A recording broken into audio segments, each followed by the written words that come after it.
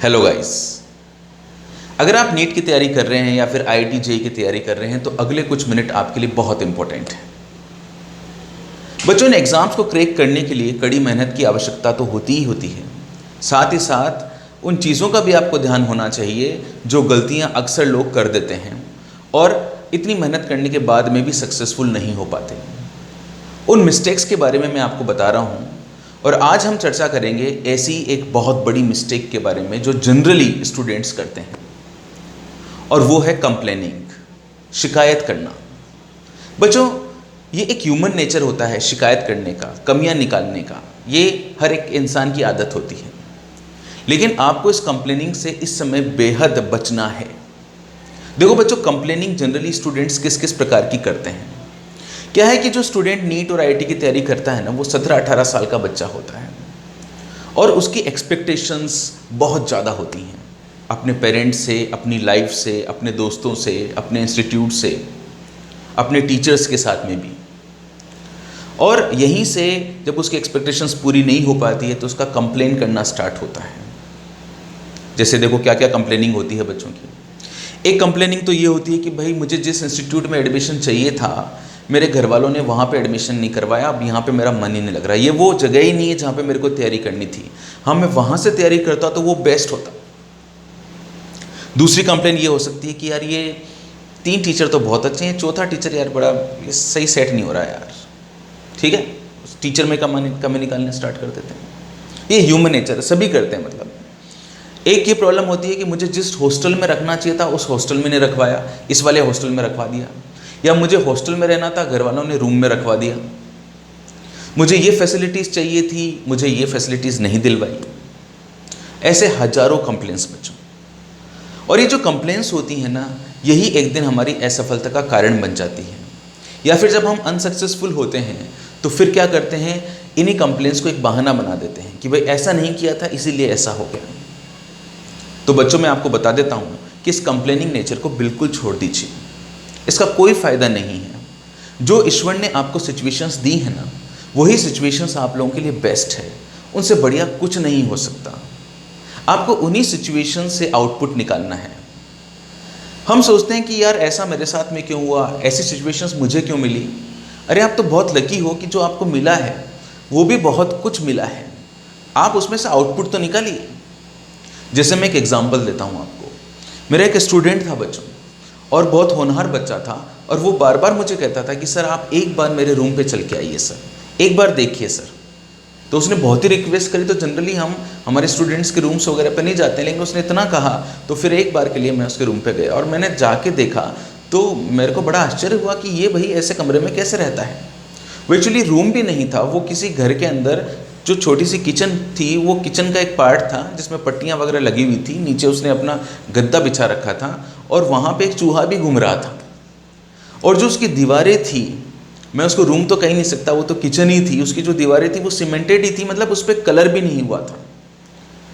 ऐसी सिचुएशन में वो बच्चा रह रहा था। तो मैंने उसको पूछा, मैंने कहा तू कैसे रह लेता है यहाँ पर।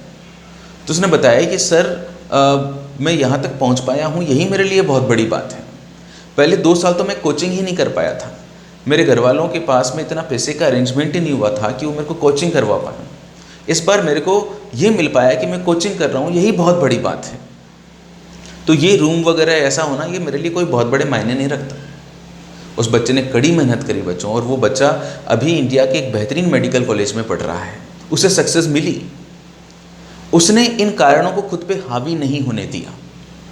ऐसा ही हमारा व्यक्तित्व होना चाहिए बच्चों। कंप्लेनिंग नेचर को बिल्कुल ख़त्म कर दीजिए। इसलिए मैंने आपको लिखा है, stop complaining and start doing. Complain करना बंद करो और काम करना स्टार्ट करो। ठीक है। दूसरी बात, सब कुछ परफेक्ट नहीं होता दुनिया में, हमें उसको परफेक्ट बनाना पड़ता है। एक आप लोगों ने फेमस गाने की एक लाइन है जो आप लोगों ने कभी सुनी होगी कि हर किसी को मुकम्मल जहाँ नहीं मिलता, हर किसी को मुकम्मल जहाँ नहीं मिलता, किसी को ज़मीन तो किसी को आसमां नहीं मिलता। हमारे में से किसी के पास में सब कुछ है ही नहीं। कुछ किसी के पास में है, कुछ किसी के पास में है। तो जो नहीं है उसका रोना नहीं रोना है हमें, जो है उसको यूटिलाइज करना है। अगर हम इस चीज़ पे चलेंगे तो लाइफ बहुत इजी हो जाएगी, बहुत स्मूथ हो जाएगी और जीना बहुत आसान हो जाएगा बच्चों। तो ध्यान रखेंगे मेरी इन बातों का कि ये जो सिचुएशंस होती हैं बच्चों, कि जैसे आपको मान लीजिए अच्छा हॉस्टल नहीं मिला या और कुछ सिचुएशंस आपके पास में अच्छी नहीं मिली, तो उनको अच्छा बनाना है, उसके अंदर मेहनत डालनी है, उसमें संघर्ष डालना है, उसके अंदर अपना जो है डेडिकेशन डालना है। अगर ये सब चीज़ें डालेंगे तो हमें सक्सेस मिलेगी, और सक्सेस मिलेगी तो जो विपरीत परिस्थितियाँ थी वही हमारी संघर्ष की कहानी बन जाएगी। वो कहते हैं ना कि हर जवानी की एक कहानी होनी चाहिए। तो ये जवानी का समय चल रहा है बच्चों, और इसकी एक कहानी बनानी है, और कहानी में जब संघर्ष होता है ना तो वो सबको इंस्पिरेशन देता है। हमारी लाइफ ऐसी होनी चाहिए, हमारी एक्टिविटीज़ ऐसी होनी चाहिए कि जिन्हें देखकर दूसरे लोग प्रोत्साहित हों, किसी का जीवन अच्छा बने, कोई उससे मोटिवेटेड हो। हम जब किसी को कहते हैं, हम किसी को मोटिवेट करते हैं तो कोई मोटिवेट नहीं होता, पर जब हम कुछ होता हुआ देखते हैं उससे हम ज़्यादा मोटिवेटेड होते हैं। एक छोटे बच्चे को अगर आप पास में बिठा के ऐसे बताओ कि बेटा ये अच्छा है ये बुरा है, तो उसके समझ में नहीं आएगा। लेकिन जब वो प्रैक्टिकली देखेगा, जब वो चीज़ों को फील करेगा, तो उसको महसूस होगा कि हाँ ये चीज़ सही है, ये चीज़ गलत है, वो वहाँ से मोटिवेटेड होगा। तो आपको जो है बाहर एक्सटर्नल फैक्टर से इफेक्ट नहीं होना है, खुद को इंटरनली मोटिवेटेड करना है बच्चों। और विशेष रूप से मेरी बात पे ध्यान देना है कि जो सिचुएशंस मिली हैं उन सिचुएशन पे गर्व करो और उन्हीं के साथ में खुश रहो और अपनी मेहनत करो, कंटिन्यू करो उसको, डेडिकेटेड रहो, आपको निश्चित रूप से सफलता मिलेगी।